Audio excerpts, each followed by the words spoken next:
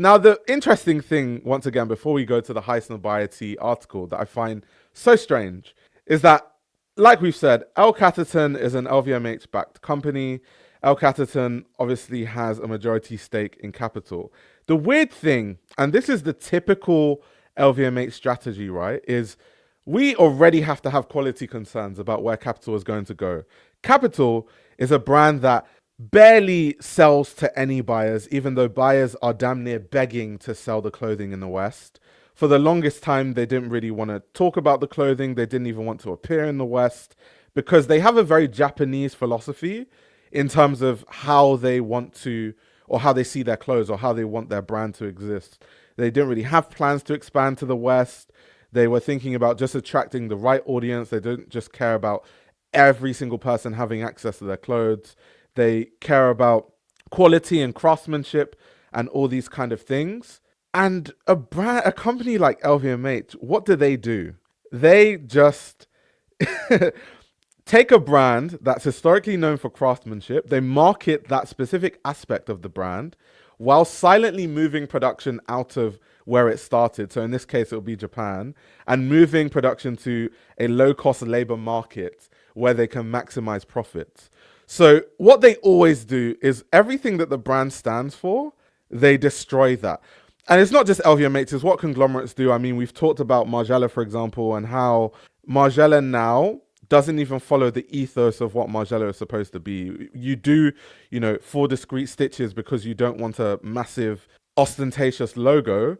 And what does the brand do? They turn the stitches into a front logo, or they put the number system as a print on a t-shirt. So a lot of these big companies, everything that the brand stands for, everything that has to do with the ethos of these brands gets disintegrated when they're acquired by these massive companies. So hopefully, I'm saying hopefully, but they still will do this. Hopefully they don't completely decimate the brand and they don't completely make it a shell of what it's supposed to represent and just disregard the total ethos of what the brand is supposed to represent. But anyway, let's have a look at this article, this amazing article by Jake Silbert via High Snobiety. So as it says, Capital, cult Japanese clothing brand, quietly joined the LVMH family. It says Capital, the cult Japanese clothing brand, has been skirting the mainstream for years, and with luxury conglomerate LVMH finally come calling, perhaps it's finally headed there. Catterton, the LVMH-backed investment firm, has quietly secured a majority stake in Capital. This doesn't entirely come out of nowhere. Catterton is presumably angling its capital investment as part of a greater bid for financial inroads into Japan. First of all, let's stop there. I don't think that's a great thing. I don't necessarily think that's a great thing in terms of, these massive companies are now going and buying up all these Japanese brands, because there's only one thing that's going to happen, right? They're going to water down these brands. Literally, that's all that's going to happen. Lara says, give people what they want. Yes, I definitely agree with that. I do think from a company standpoint, that's why we always have two conversations when we make videos like this. There's one conversation which is it a good business move? I would say 100% yes, it is. However, what does this mean for the wider understanding of where fashion is going, where quality is disintegrating as time goes on and things like that? It's not good for fashion. Anytime a brand that's known for craftsmanship gets watered down and things are outsourced and the quality goes down, that's not really good for the overall fashion industry as a whole. There are artisans that I'm sure Capital's involvement in fashion in Japan, they invest in these artisans because Capital actually appreciates this craftsmanship and the brand represents that craftsmanship. If they outsource, all this production to unskilled workers in low labor cost markets, what's going to happen to the artisans that have the skills to make this high craftsmanship in Japan? That's why so many skills are slowly fizzling out, because there isn't a demand for the workers that actually have these skills to make things of the highest quality, right?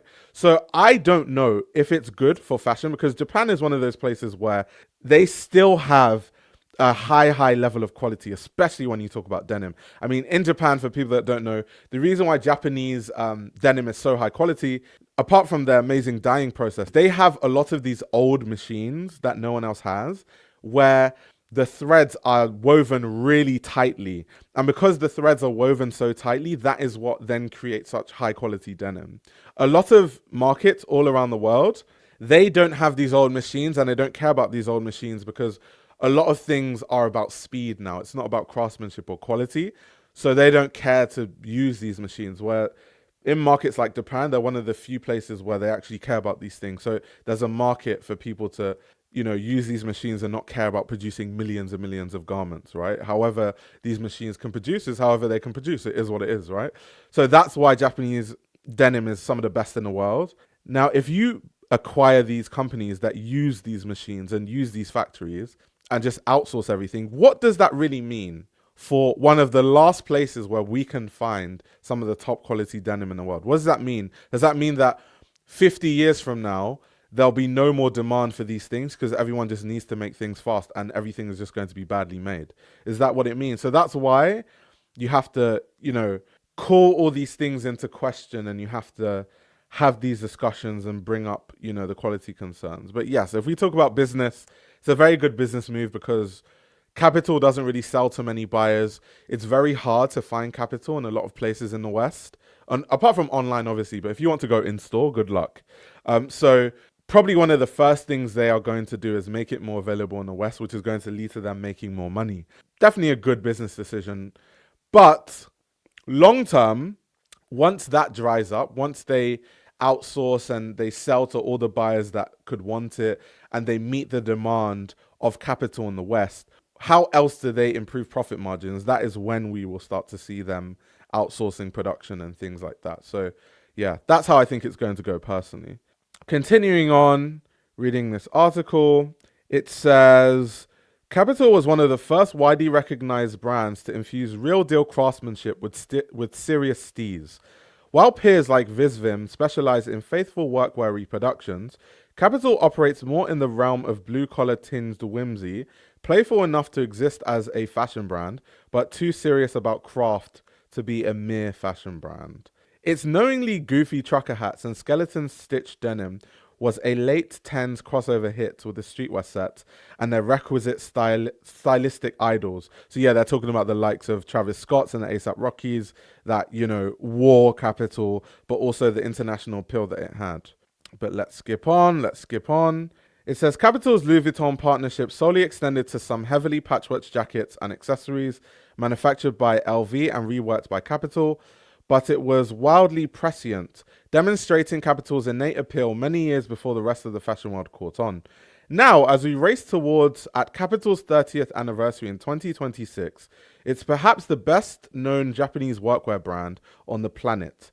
In terms of crossover appeal, at least no contest. Kapital is simultaneously sold by workwear-leaning retailers, progressive boutiques, and streetwear stores across the globe, reflective of its far-reaching seasonal collections. These offerings are too vast to sum up in mere descriptions. A single Kapital season may include baseball tees, denim motocross jeans, cargo pocketed field shirts, knitted Coogie-style sweaters, flared track pants, Bob Marley button-ups, reversible satin bombers that can transform into pillows, and the artisanal country line famed for its outrageously textural borrow patch denim. And I think the borrow patch denim actually is, when I think of Kapital, that's what comes to my mind the most. That's kind of what I think is the most hype stuff. I think that's what people are most interested in when I see like people wearing Kapital. I'll show you guys what I'm talking about, by the way. This is exactly what I'm talking about. Like this style of patchwork on the denim. This is what I see people really geeking out after. The archive heads, the archive boys online, they absolutely love this stuff. Like they go absolutely crazy for this kind of stuff. David Archer says Greyhill is going crazy right now. But I get what the journalist Jake Silber is trying to kind of bring into question. Like he's basically trying to bring about the fact that what they do is very varied. From season to season, you don't really know what to expect from Kapital. It could literally be anything. And there's a vast array of consumers that can buy into Kapital because they make so many different things. So I'm guessing that this is Jake kind of, in a way, explaining why it makes so much business sense for them to buy into, or for them to invest in Kapital because of the vast array of customers they can attract to the brand, right? So great point by, highlighting that. But what I really want to go into is what he thinks about. I really want to know what he thinks about the actual acquisition. Let's see. He says, firstly, it should be obvious that Kapital plays only by its own rules. It is famously difficult, among buyers at least, to secure an account with Kapital. Yeah, that's what I said earlier. They really don't care about being everywhere. They don't care. And if they cared about money, then they would have just sold Kapital to every single buyer that asked, literally. So that's just how it goes. Also, an important thing to bring up is maybe Kiro Hirata, decided that I'm just trying to cash out. We've worked, people that are involved in the brand are just like, maybe we just worked really hard and maybe we just want to chill. Like, sell the rights to the brand and just chill out. And then they can do whatever they want to with the brand. Financial freedom. But I just think that it's not great for Japanese fashion as a whole when these big companies get involved, because I just know long term they are going to start outsourcing, because it's just completely logical. There's no way you can make more money after you've exhausted every single buyer that wants to buy it. You've reached all the demand for the Western consumers, and there are no more consumers left. The only way you make more money past that point is to cut corners somewhere. And the only other place you could cut corners from is making it cheaper, so it costs less to make. And it's obviously going to cost less to make if you remove production out of Japan, and obviously if you don't, have this slow production that Japan is known for. So it's really, really sad. But that's not very Japanese to sell out for finances. Why now, when they kept it small a very long time? Who knows? I mean, we don't really know the full story. To be fair. Let's see. There used to be a store where they sold Kapital in my building in Stockholm. Guess I was lucky. Yeah, you were lucky, because it's not like they don't stock anywhere, but they rarely stock in places. They're really, really, really selective with who gets to buy Kapital. Like, extremely selective. The thing is, though, it's not impossible to buy these things online. Literally, you can just find someone in Japan via proxy and just get them to buy stuff for you, and then just get them to ship it to you. That's what most people I know that were really into Kapital back then used to do. Like, it's not that complicated. They don't need to sell it in the West for you to have, access to these clothes. You just need to find someone online and there were many people. I'm not sure about now, but I remember when Kapital was at the height of the hype, there were so many people who in Japan, their full-time job was literally just to sell Kapital to people and then ship it to them, and they'll get paid a fee on top of whatever the clothing actually costs. That is a normal thing that used to happen. But anyway, continuing on with the article. It says, secondly, as crazy as it feels to stick my neck out for a giant multi-billion-dollar conglomerate, Catterton and LVMH, by extension, know how to guide winning brands. Whatever adherence to share prices Birkenstock may have had since its Catterton acquisition, its leather sandals are still German-made. These big shots know better than to mess with success, as evidenced by the light touch that LVMH's Luxury Ventures Fund has taken with Aimé Leon Dore and Our Legacy. Why should Kapital be any different? So that's a really interesting point. I mean, I think that Jake Silber, who wrote this amazing article, and definitely check out the full article if you want to, I think he made a really good point in terms of LVMH being able to guide brands to success, but that's financially. Birkenstocks, yes, they may still produce their leather sandals in Germany, but I need to do more research in where everything else is produced. And I can assure you that once they exhaust their market, it's not going to stay German made. I just know it's just in the natural nature of these conglomerates to constantly seek economic growth. And it will always get to a point naturally that you can't grow anymore unless you cut. The business model doesn't allow for you to just at some point exhaust the full market and just stay making shoes in Germany, right? So I don't think long term, I'm talking about 10, 15, 20 years down the line, they're still going to produce these Birkenstocks in Germany. And the same is for Kapital. So I definitely agree that, okay, that might be the case now, but long term, I don't see how that would be the case. I really, really don't see how that would be the case. Well, what do you guys think? I'm curious to know what you guys think on the overall Acquisition of capital. Capital going to be cooked by 2030. Yeah, probably, to be fair. It probably won't be cooked in the sense that they'll still be selling, but it'll be cooked in terms of everything that capital stands for will definitely be removed from the brand. It'll be a completely different brand, like the ethos and what it stands for and stuff. Definitely won't have the same level of quality also. T Winter says, true, in the end it will be hollowed out, but before you will see a massive peak, I think, in branding and online vibe. Yeah, for sure. For sure. Because I still think Capital hasn't really exhausted a peak yet in terms of market share because they don't sell to most people. Because some people just don't like going through the stress of having to have a proxy in Japan to buy them stuff and then to ship it to them. They just want to be able to go into a store and then also try things on. Because when you're buying stuff through a proxy, you can't try it on. So what if something doesn't fit and you've bought this expensive stuff from Japan, right? It's not like you're going to ship it back. So I think they haven't exhausted a big level of market share yet. But once they exhaust that, that's the end of it. It's a wrap for Capital. Yeah, facts. This is also a good point. Now's the time to buy before quality is shit. Good point. I feel like the price point will shift too. Not that it's cheap. Yeah. You know what? That wasn't even something that I had in my mind, like in terms of considering the price point. But yeah, that's facts. They're going to hike the prices. They 100% will hike the prices. We need to study the business of Bernard Arnault because how I think that it just depends on what perspective you're coming from. If you look at Bernard Arnault as a business person, then he's obviously like a sensational businessman. Like, it's the best. If we're just talking about business, it's a fantastic investment to invest in Capital.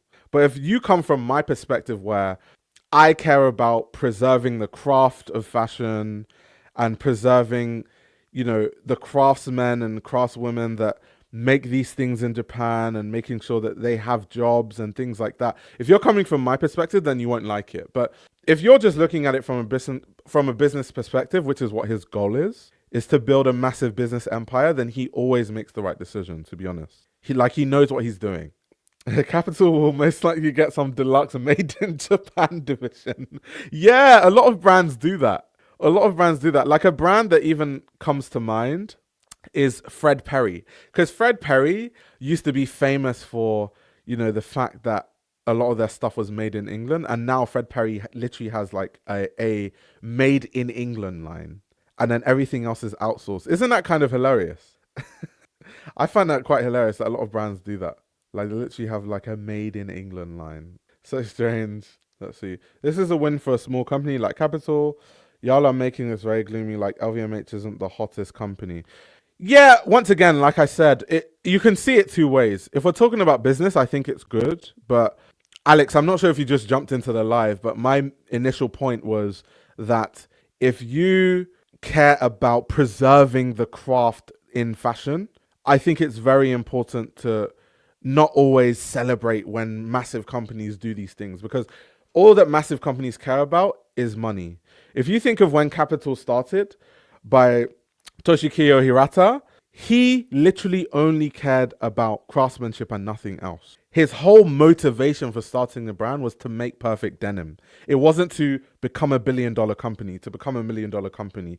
The goal of LVMH is to acquire brands and make a profit on those brands. Those are two different reasons for doing things. Like, those are two completely different philosophies. So while I can see that it's a win financially, as someone like me who I'm literally clutching onto and holding onto the craftsmanship that still remains in fashion, wherever it is, and Japan is still one place where many craftsmen are able to actually have a full-time career, because a lot of consumers that travel to Japan and Japanese people themselves actually appreciate going to a shoemaker and getting their shoes made custom in Japan and paying for that shoe that's really expensive and then only having like a few shoes that they wear every day that are really high quality. Like, there's still a market for that in Japan. So for us that aren't based in Japan, we can go to Japan, or we can get proxies from Japan who can sell us these things, because in the West, we don't have things of this quality, right? It's very few places left. And I don't want that to go away. That's what I really, really am holding on to in fashion. So yes, I definitely agree with your take that it's a net positive financially for these small companies, but as a whole, as a fashion industry, as someone that appreciates craftsmanship and quality, I don't really know if it's a net positive in that sense. But yeah, that is the conversation around Kapital and kind of what has been going on with Kapital. It's to be seen how the brand is going to develop. Hopefully, people that work at LVMH will see this stream and be like, maybe we shouldn't decimate the quality of Kapital and destroy the craftsmanship by outsourcing to people that don't have the expertise to make denim of the same level. I hope so. I can only hope. The initial reason I was brought into Kapital was the service and passion that I felt when going into the Ibisu stores in Japan. Hopefully that doesn't go away. And then he definitely just made it to life. It's a little hard to miss the point of being intentionally small. Yeah. Facts. And Bruce, also, this is true. The problem people have with LVMH is that they make condensed milk out of everything. Damn. That's it. I might steal that, Bruce. Even though Bruce Wayne might not be your real name. If it is, that's really cool though. But I might steal that. Make condensed milk out of everything. I love that. Everything gets boiled down to the same items in Dior, LV, Celine, Bottega flavor. Yeah, facts. Capital runway shows incoming. Facts also. This YouTube channel runs on your support. If you want to support the channel, you can subscribe to my Patreon. You'll gain access to exclusive content that includes everything from my Patreon podcast, where I give a behind-the-scenes insight into the fashion industry, as well as a fashion book club, where I review my favorite fashion books. You can also check out my fashion ebook, which highlights the best fashion journalists to follow, definitions of common fashion terminology, and how to determine what a good source of fashion information is. The links to everything are in the description below.